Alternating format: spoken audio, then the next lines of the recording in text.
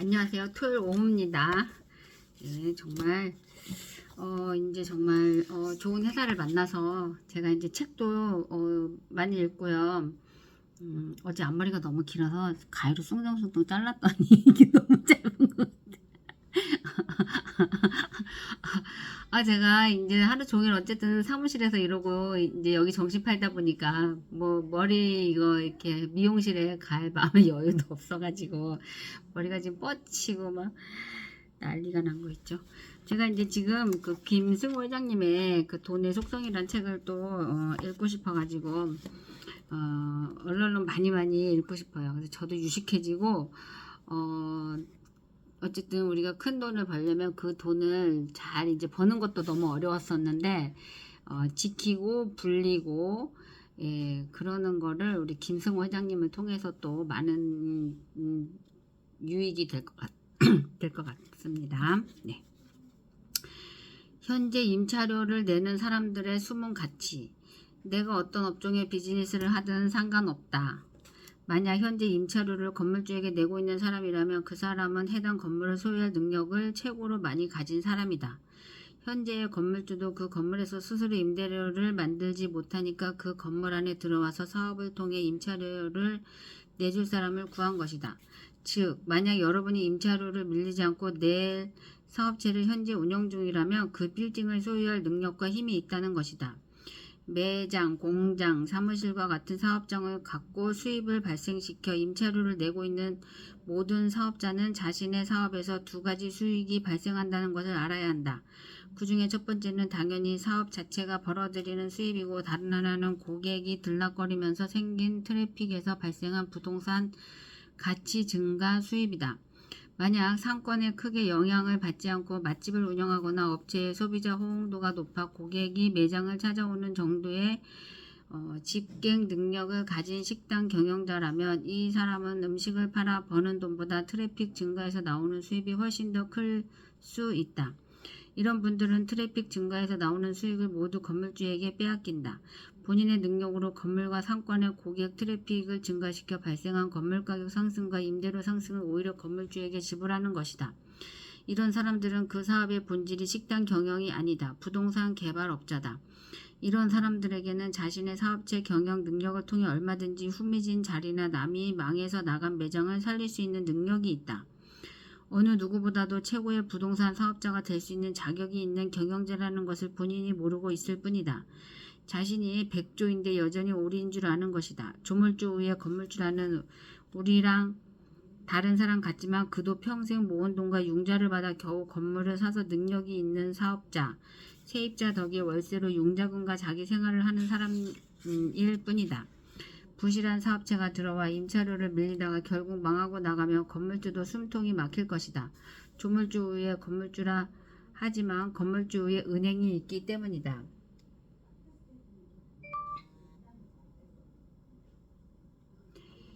빚을 이기는 사람은 이 세상에 아무도 없다. 그런데 당신은 임차료를 밀리지 않고 잘 내면서 그동안 사업을 운영해왔다. 만약 건물을 소유하게 되면 어느 누구보다도 은행 융자금을 잘 갚을 수 있는 힘이 있는 사람이다. 은행이 가장 좋아할 고객님이 바로 당신이다. 그러므로 스스로 건물 소유자가 되어 사업과 트래픽 증가 이익을 모두 챙겨야 한다. 트래픽 증가 이익이 음식을 팔아 번 돈보다 많을 수도 있다. 종잣돈을 마련하고 융자를 받아서 적당한 건물을 찾아 한 번만 성공하면 그것을 바탕으로 여러 채의 건물을 소유할 수 있다. 은행이 누구보다도 안심할 고객이다. 이것은 비단 맛집 식당 뿐만이 아니라 학원, 사업자, 사무실, 어린이집 등 모두에 해당된다. 우리가 알고 있는 대형 사업체들도 사실은 모두 부동산 이익을 동시에 취하는 형태를 가지고 있다. 맥도날드는 세계 최고의 식당 사업자이기도 하지만 동시에 세계에서 최고로 많은 부동산을 가진 부동산 사업자다. 거의 모든 대형 슈퍼마켓들도 다를 바 없고 어린이 공원이나 디즈니랜드, 호텔 같은 사업 역시 부동산 사업이다. 프랜차이즈도 부동산 사업이 될 수 있다. 개인 창업자보다 폐점률이 적은 프랜차이즈는 매장을 확보해서 점주에게 임대료를 받을 수 있다. 맥도날드가 그런 모델이다. 농장도 고객이 직접 사러 오게 만들 수 있으면 그 또한 부동산 사업이다. 생산, 제조, 판매를 동시에 하는 농장이라며 부동산 사업자다. 이를 다른 말로는 6차 산업이라고도 한다. 꽃집도 부동산 사업체일 수 있다. 나는 서울 시내에 계속 꽃 매장을 열고 있는데 이 중에 몇몇은 건물을 사서 들어갔다. 시장에 나와 있는 매물이 우리가 들어가서 현재 시장 임차료를 낼 수 있는 정도라면 사서 들어간다. 우리가 발생시키는 트래픽 자산을 상가 건물주에게 빼앗길 이유가 없기 때문이다. 이런 유능한 사업자들이 아직 건물주가 아닌 이유는 아주 황당하다. 일단 한 번도 생각해보지 않아서이다. 건물을 사려면 많은 돈이 필요하다고 생각한다. 매장 하나 차릴 때도 근근히 차렸는데 어찌 감히 하고 미리 겁먹는다. 그러나 이는 사실과 많이 다르다. 당신만큼 능력이 없는 건물주도 건물을 가진 것을 보면 이상하다는 생각이 들지 않는가. 인근 부동산을 다녀보며 매물을 들여다보고 은행을 찾아다니고 종잣돈을 마련하는 행동을 하다 보면 방법이 보인다. 생각처럼 부동산을 사기 위해 많은 돈을 들이지 않는 방법이 수없이 존재한다. 현재 운영하는 사업체에 붓는 정성의 반 정도만 부동산 공부에 쏟으며 매물과 기회를 잡을 수 있다. 부동산은 그 자체로 임대료를 통한 일종의 투자 배당금을 만들 수 있는 제품이므로 레버리지를 강하게 쓸 수 있다. 생각보다 쉽다는 얘기다. 어렵지 않다는 것이 아니라 생각보다 쉽다는 것이다. 임대료를 내는 사람이 건물주라는 말을 사업을 운영하는 동안 절대로 잊지 않는다면 어느 날 건물주가 되어 있을 것이다. 만약 이를 잊으면 매년 올라간 임대료의 허덕이다. 이리저리 매장을 옮겨가며 건물주 욕이나 하며 사는 신세가 될 것이다. 건물 하나만 내 것으로 잘 잡아 용자를 갖고 나면 그 다음부턴 레버리지로 다른 건물들을 살 수 있다. 그만큼 특별한 투자 상품이니 욕망을 절대 포기하지 말길 바란다. 부동산에 투자하는 것이 좋을까? 주식이 좋을까?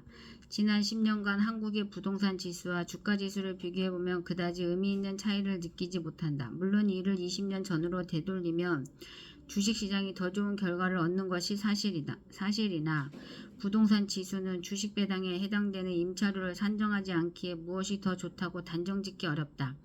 흔히 우리는 부동산 투자자와 주식 투자자를 각기 다른 투자자로 이해하지만 그런 분류 방법이 옳지는 않다.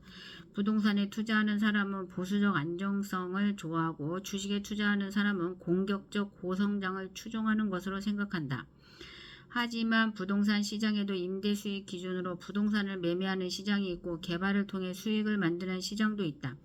임대료 중심으로 부동산에 투자하는 사람은 주식시장에서 배당 우량주에 투자하는 사람과 같은 성향이고 부동산 개발을 사업에 투자하는 사람은 주식시장에서 유망 테마주에 투자하는 사람과 같은 성향이다. 즉 투자 시장의 구분으로 투자자 성향을 나누는 것이 아니라 투자 스타일에 따라 나눠야 한다. 주식 배당을 받는 것은 월세를 받는 것과 같다. 월세를 목적으로 하는 건물주가 건물 가격을 매달 확인할 이유는 없다. 배당을 받는 주식 투자자도 배당에 관심이 더 많아 주가 변동에 그다지 민감하지 않다. 이런 사람들은 건물 가격이 오래 오르지 않았다거나 주식이 오르지 않았다고 조바심 낼 일이 없다.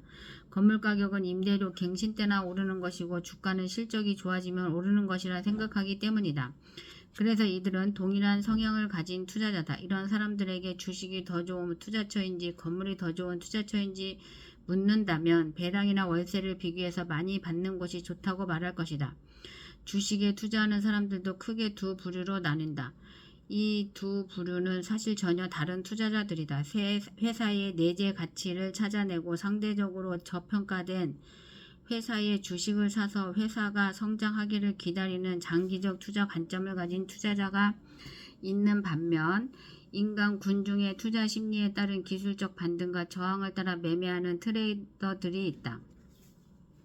같은 회사의 주식을 사고 팔아도 한 사람은 회사와 동업하는 경우고 한 사람은 앞에 사람에게 사서 뒷사람에게 파는 유통 거래자다.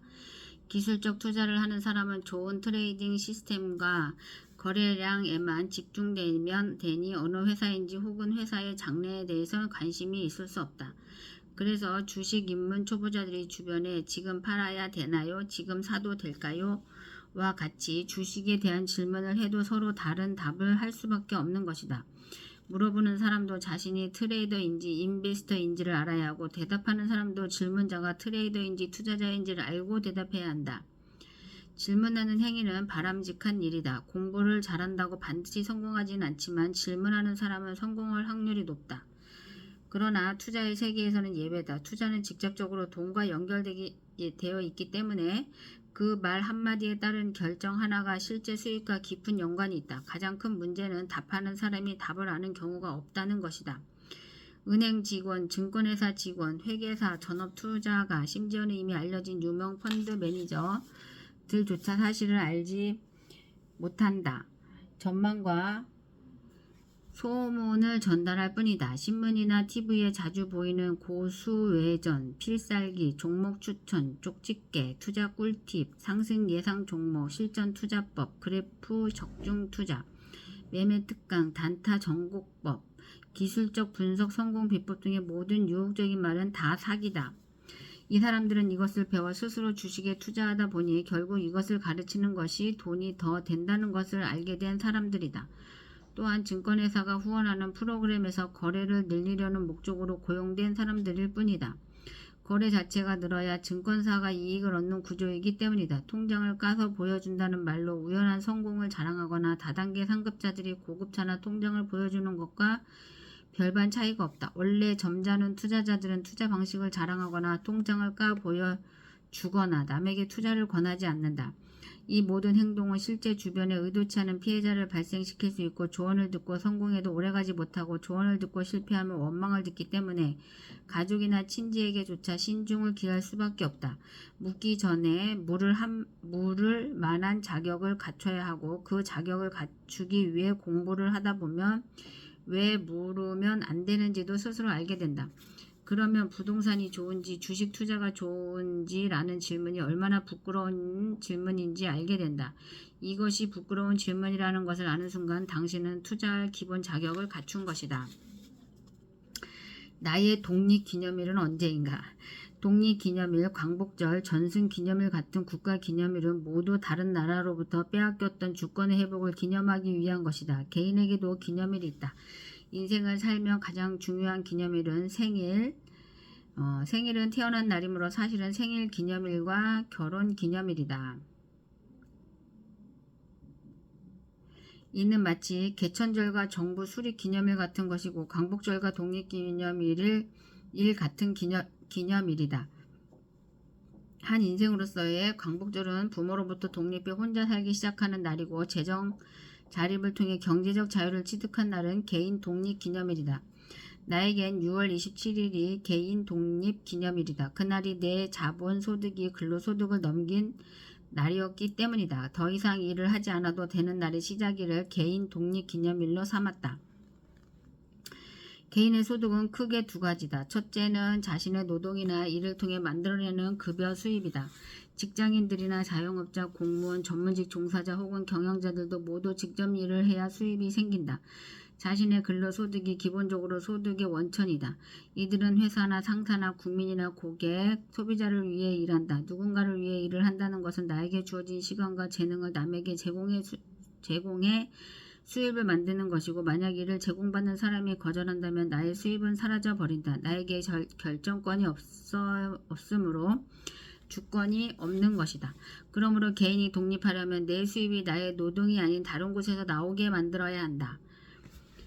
개인이 독립하려면 내 수입이 나의 노동이 아닌 다른 곳에서 나오게 만들어야 한다. 따라서 내가 벌어들인 모든 근로 수입을 아껴서 이 소득이 자산을 만들게 하는 것이 독립운동의 시작이다.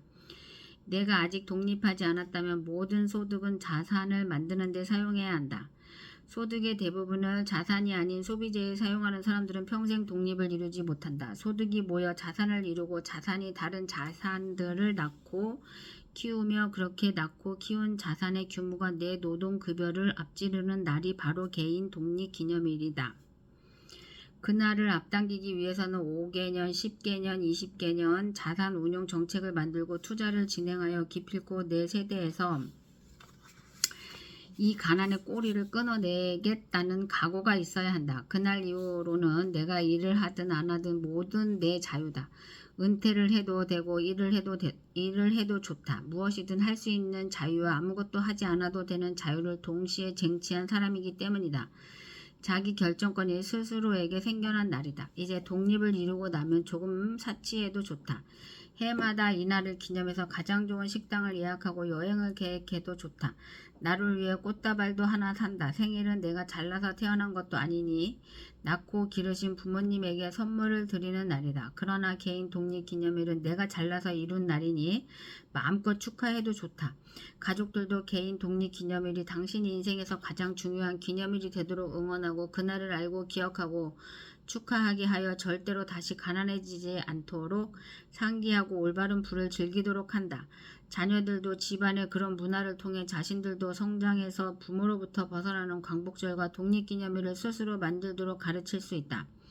나는 이 글을 읽는 여러분 모두가 개인 독립기념일을 하루라도 빨리 갖기를 바란다. 우리 회사 꽃 매장들의 독립기념일 자축이라고 쓴 꽃바구니 주문이 하루에 수백 개씩 들어오는 날을 기다린다. 돈을 다루는 4가지 능력. 돈을 다루는 4가지 능력. 경제활동을 하는 모든 사람은 돈에 있어 4가지 능력에 따라 자산이 늘어난다. 그 중에 하나만 갖고 있는 사람도 있고 넷을 모두 갖고 있는 사람도 있다. 이 능력은 돈을 버는 능력, 모으는 능력, 유지하는 능력, 쓰는 능력. 쓰는 것도 능력이 들어가네요. 돈을 버는 능력을 가진 사람을 부자라 부르지만 부자가 부를 유지하려면 이 4가지 능력을 모두 갖추고 있어야 한다. 이 능력 중에 하나라도 있으면 부자가 될 수 있다. 그러나 부를 계속 유지할 수는 없다. 그리고 이 능력은 각기 다른 능력이다. 그러니 각기 다른 방식으로 배워야 한다.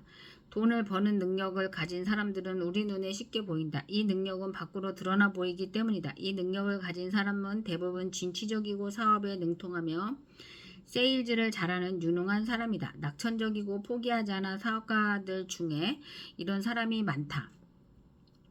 전문직에 종사하며 성실하고 똑똑한 사람들도 이 능력이 있다. 특히 사업가들 중에는 이 능력만 유난히 뛰어난 사람이 많다.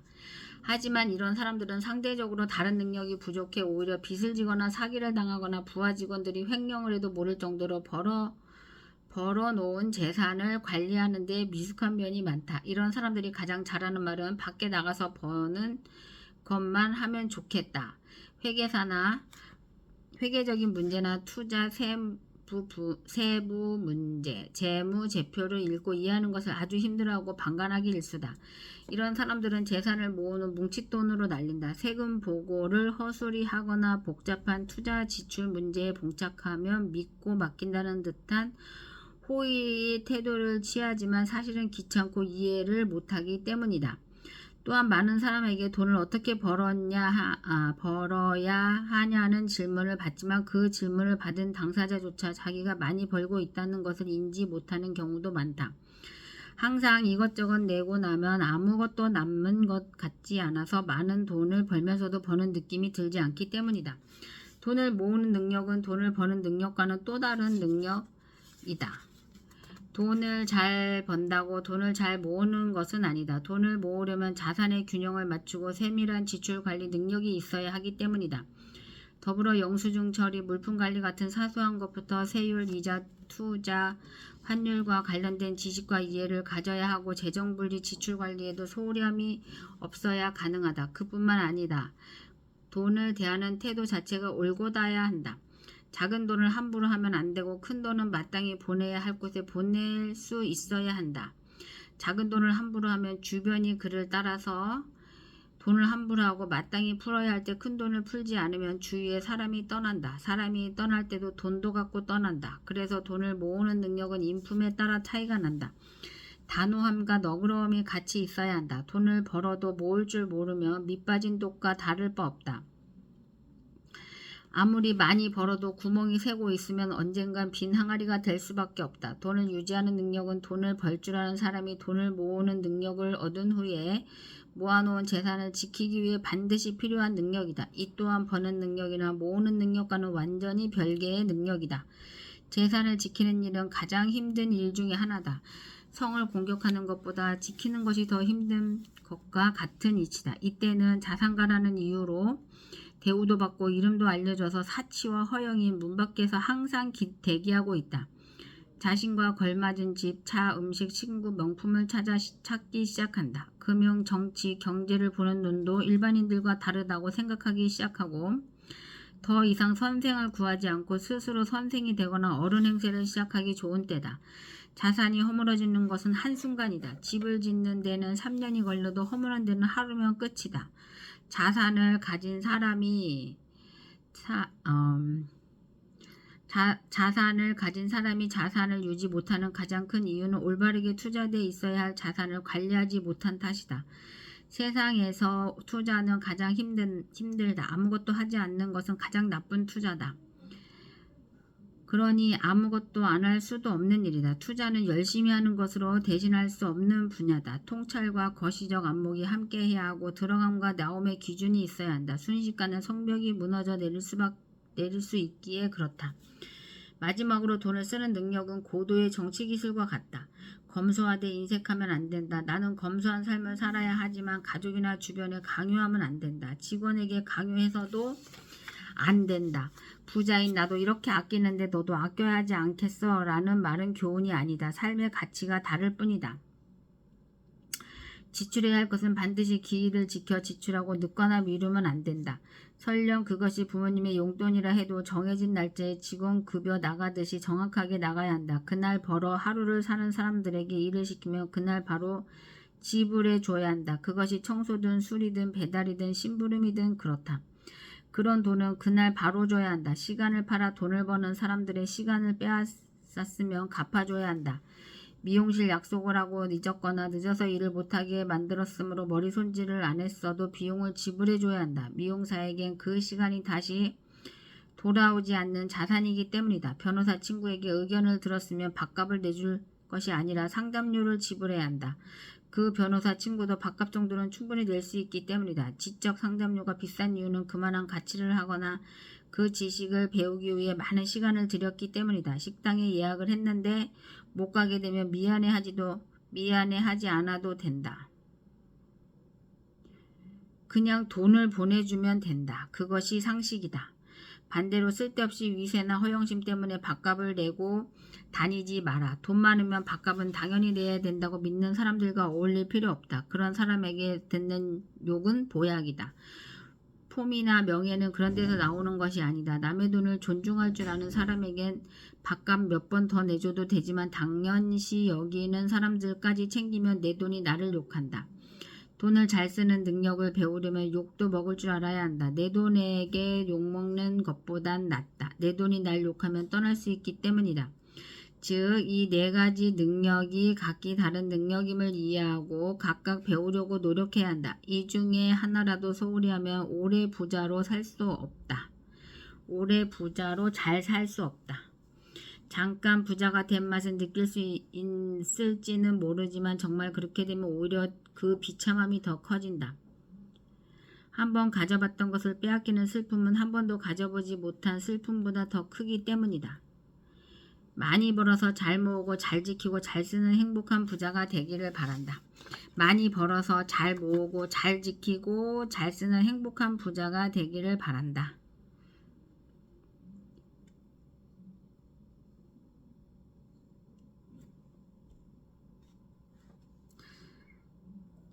한번 가져봤던 것을 빼앗기는 슬픔은 한 번도 가져보지 못한 슬픔보다 더 크기 때문이다. 많이 벌어서 잘 모으고 잘 지키고 잘 쓰는 행복한 부자가 되기를 바란다. 한 번 가져봤던 것을 빼앗기는 슬픔은 한 번도 가져보지 못한 슬픔보다 더 크기 때문이다.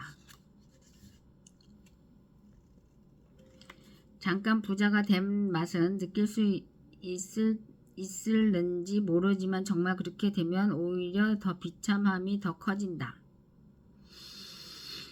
한 번 가져봤던 것을 빼앗기는 슬픔은 한 번도 가져보지 못한 슬픔보다 더 크기 때문이다. 이런 곳에 나는 투자 안 한다. 난 아무리 많은 돈을 벌 수 있어도 절대로 하지 않는 사업과 투자 영역이 있다. 생명이 사라져야 돈을 버는 영역이다. 전쟁에 관련된 회사나 총기, 무기, 담배, 술, 마리화나 마약 같은 분야다. 회색 지역에 있는 사람들도 마찬가지다. 친구 중에 한 명은 레카차 회사를 운영한다. 사고는 어차피 나는 것이고 레카차 때문에 사고가 더 나는 것도 아니니 이것이 나쁜 비즈니스라고 말할 수 없다. 하지만 누군가에게 불행한 일이 생겨야 수입이 발생하는 경우라면 나쁜 마음이 생길 수밖에 없다. 이 사업의 가장 큰 수입은 인명사고가 발생하는 경우다. 당연히 불손한 생각이 들 수밖에 없다. 이처럼 누군가가 죽거나 상하거나 망해야 돈을 버는 사업이라면 마음이 가지 않는다. 분명히 누군가 해야 하지만 굳이 내가 그 일을 하고 싶지는 않다. 그 외에 추심이나 부채, 청산, 전당포 같은 사업도 거리를 둔다. 누군가의 슬픔이 묻어있는 사업이기 때문이다. 일부 제약회사도 질병이 생기고 사망사고가 많아지면 주가가 오르는 곳들이 있다. 약품이란 사망을 막고 질병을 치료하는 일이지만 동시에 질병이 번지고 사람이 죽어야 주가가 더 오르는 게 사실이다. 경영진이나 투자자라면 어떤 마음이 생길지 짐작이 간다. 그 밖에 멀리하는 곳으로는 공해나 이상기온이 발생하면 주가가 오르는 기업이 있다. 사실 이 글은 논란의 여지가 많은 글이다. 어차피 누군가는 해야 할 일이고 필요한 일이기 때문이다. 하지만 내 재산 안에 슬픈 돈이나 불행에 기초한 돈을 함께 넣고 싶지 않다. 내가 버는 돈도 돈마다 사연이 있다. 어려서는 황순원의 소나기를 읽고 청순가련형의 소녀가 이상형이었지만 나이가 들어서 보니 청순가련형은 가족이 될 만한 여자는 아니라는 것을 알게 됐다. 밝고 명랑하고 유쾌한 사람과 함께 살아야 한다. 밝고 명랑하고 유쾌한 사람과 함께 살아야 한다. 안사람만 우울해해도 모두가 눈치를 보고 집안이 침울해진다. 그렇다. 돈 역시 우울하고 어두운 것은 멀리하기를 권한다. 가치 있는 돈들이 떠날까 걱정된다. 보험은 저축이 아니다. 가까운 지인 중 한 명은 월 250만원 정도를 버는데 보험료를 매달 80만원을 내면서 항상 힘들어한다. 왜 그렇게 보험을 많이 들어 놓았냐 물었더니 보험을 저축으로 이해하고 있었다. 보험은 원래 보험계약 당사자가 약정한 보험료를 지급하고 재산 또는 생명이나 신체에 사고가 발생할 경우를 대비해 안전망을 마련해 두는 것을 목적으로 한다. 그러나 보험회사는 생명보험과 손해보험 같은 실제 위험에 관련된 보험만을 팔지 않는다. 보장성 보험과 저축성 보험은 물론이고 정기보험, 종신저변액, 유니버셜 개인연금 보험 같은 상품도 팔고 있다. 보험은 리스크를 기반으로 한 확률 게임이다. 보험사, 즉 상품 개발 회사는 위험이나 손실이 생기는 영역을 찾아내고 그 영역의 실제 손실 발생수를 계산해 보험 액수를 결정한다. 가령 1만 명이 사는 동네에 연간 사고 사망자가 5명이라면 나머지 10,000명에게 각각 10만 원씩 걸어놨다가 10억 원이 모아지면 5명에게 각각 2억 원씩 나눠주는 일을 하겠다는 뜻이다. 내가 그 5명 안에 해당될지도 모른다는 불안감으로 사람들은 연간 10만 원만 내면 사고가 나도 남은 가족들이 살 수 있게 해놨으니 좋은 제도라 생각한다. 여기서 10만 원은 이 상품의 원가다. 그런데 이 일을 국가나 비영리 단체가 주도해서 무료로 하는 것이 아니라 이익을 추구하는 사기업이 하고 있다. 이들은 자체 보험 상품을 만들고 개발하고 홍보하고 사고가 발생하면 심사도 한다. 운영비도 들어간다. 또한 보험은 적극 판매를 해야 하는 상품인 만큼 판매를 전문으로 하는 GA 같은 판매회사도 있다. GA는 각 보험사의 상품을 비교 분석해서 소비자에게 전달하는 역할을 한다. 상품 하나를 팔기 위해 거대한 회사 조직을 운영해야 하며 홍보와 판매망에 수당을 지불해야 하니 10만 원의 마진을 붙여 팔게 된다. 누군가는 관리를 하고 일을 해야 하기 때문이다. 문제는 보험사가 수당 구조, 시책 수당까지 포함해 많게는 월 보험금의 4배에서 10배까지 판매망의 판매 수수료를 지불하고 있다는 것이다. 즉 1년치 보험료의 거의 전액이 판매 수수료로 보험 설계사에게 지불되는 것이다. 거기서 끝나는 일이 아니다. GA는 최대 600%까지 수당을 주기도 한다. 이를 다 계산해보면 보험 가입자가 내는 월 보험료의 최대 16개월 분은 수당으로 나가는 셈이 된다. 보험 해지가 어렵고 중도 해지 시 원금이 사라지는 건 이 때문이다. 더구나 보험사는 이렇게 많은 수당을 주면서 자신들의 회사를 운영하기 위해 직원들 급여, 사무실 임대료, 홍보에 쓸 돈을 보험료 안에 포함시켜야 한다. 상황이 이러니 실제 순수 보험료인 원가 10만원짜리 보험의 보험료가 40만원에 육박하게 된다. 이건 마치 보험액이 식당의 원재료값처럼 변해버린 꼴이다. 돈이 많은 사람이라면 매번 식당에 가서 외식을 할 수 있겠지만 보험을 드는 사람들은 자신의 자산 구조에 리스크가 있어서 보험에 기대 있는 사람들이다. 매일 새끼를 외식할 수는 없는 것이다. 문제는 여기서 끝나는 것이 아니다. 보험사는 보험이라는 이름표로 온갖 금융상품을 팔고 있다. 이런 상품들은 실제 보험 역할보다 투자 역할에 가깝다. 투자은행이 하는 일을 보험으로 위장해 고객들의 돈을 투자를 하는 것이다. 고객들의 돈으로 투자를 하는 것이다. 보험에 저축이나 연금이 붙어있는 건 모두 마찬가지다. 보험은 VIP, 스마트, 안심, 퍼스트, 평생 같은 단어를 앞에 달고 판매한다. 이 말이 내겐 우리는 스마트하게 평생 우리를 우선 생각하며 고객을 VIP처럼 모시는 척할 테니 안심하시라는 소리처럼 들린다.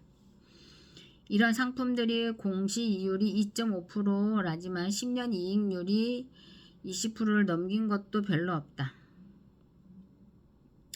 저축성 보험은 가입 후 첫 7년간은 보험료에서 보험 설계사 인센티브 등 사업비를 제외한 금액만 투자되기 때문에 전체 보험료를 기준으로 생각하면 공시이율과 실제 수익률 차이가 크게 난다.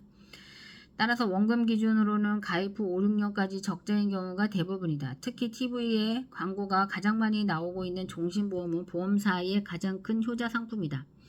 가입자는 종신토록 보험료를 내야 하는데 보험료가 높아서 5년에서 7년 사이에 70%가 해지를 하고 원금을 날린다. 보험사는 해지로 인한 이익이 상당하기에 가장 열심히 팔도록 독려하고 가장 높은 수당을 지불한다. 생명보험은 내가 가족을 현재 부양해야 하고 나의 근로소득이 수입의 전부라면 들어놓아야 한다. 하지만 자산소득이 따로 있다면 필요 없다. 자동차 보험은 의무적 가입 요건일 뿐이다. 미국의 일부 주에서는 10만 달러의 예치금이 있으면 따로 상업 자동차 보험을 들지 않아도 된다. 나는 현대식 보험 무용론자다. 10만원짜리 상품을 굳이 40만원을 주고 사야 하고 저축성 보험의 이자보다 못한 이익을 받고 투자를 할 이유가 전혀 없다. 상품의 원가와 판매가에 너무 많은 차이가 있기 때문이다. 가족과 친지가 많으면 가족끼리 보험을 만들어도 된다.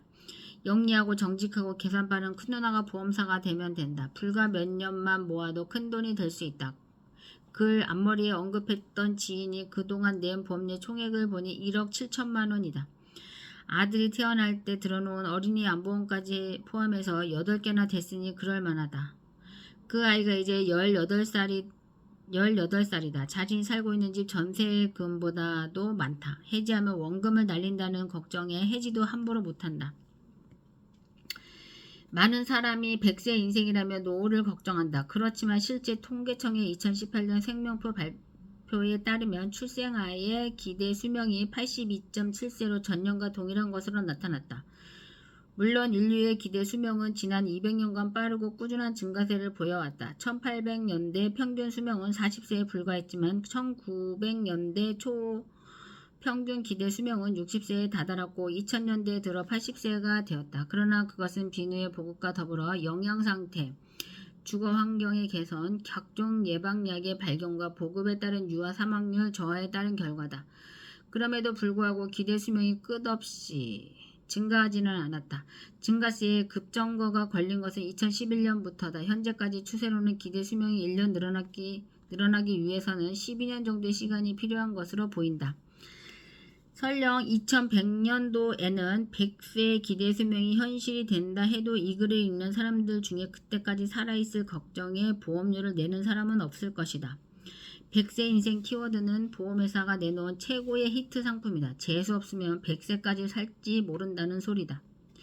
나는 실제로 회사에서 들고 있는 건강보험과 자동차 보험 외엔 아무런 보험이 없다.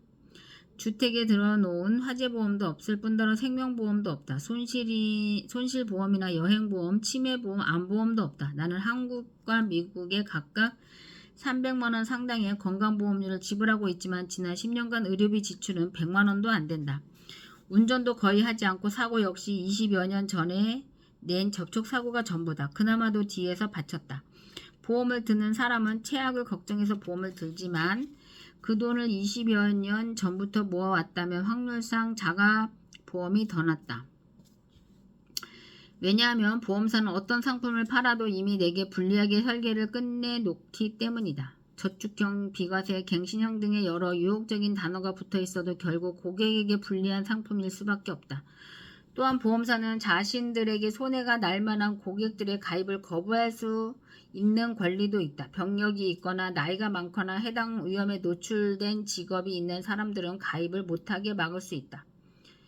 그래도 보험 때문에 혜택을 본 사람이 많이 있지 않느냐며 질문하는 사람이 있을 것이다. 카지노에 가서 돈을 버는 사람도 48%이다. 모두가 돈을 잃으면 더 이상 카지노 할 사람이 누가 있겠는가? 모두가 돈을 잃으면 더 이상 카지노 할 사람이 누가 있겠는가? 나는 독자들이 보험에 대한 자신의 관점을 다시 생각하고 생기지 않은 여러 두려움에 자신의 경제권을 넘기지 않기를 바란다. 스스로 보험사가 되거나 가족과 형제들끼리 가족보험 통장을 만들어 공동 투자하고 직접 자산을 관리할 수 있다면 시도해보기를 권한다. 사실 부자가 되면 원래 보험이라는 것도 필요 없어진다. 이미 자산의 일부가 보험의 역할을 충분히 하고 있기 때문이다. 그래서 부자는 더 부자가 되는지도 모르겠다. 보험회사를 이렇게 냉정하게 비판했음에도 업계 관련자들로부터 단 한 번도 비판받거나 정정을 요구하는 연락이 오지 않았다. 오히려 대형 보험사들이 내게 강의를 요청하는 경우가 많았다. 내가 그러거나 말거나 보험은 세상 끝날 때까지 여전히 잘 팔리는 상품임을 알기 때문이다. 인간의 공포심을 파는 유일한 회사이기 때문이다. 네, 오늘은 여기까지 읽겠습니다. 다음에는 예쁜 쓰레기, 예쁜 쓰레기. 제목이 참 예쁩니다. 머리가 왜 이러죠? 하여튼 잘 들으셨어요? 네, 너무 유익한 것 같고요. 오늘이 벌써 6월 15일인데 토요일인데 6월달이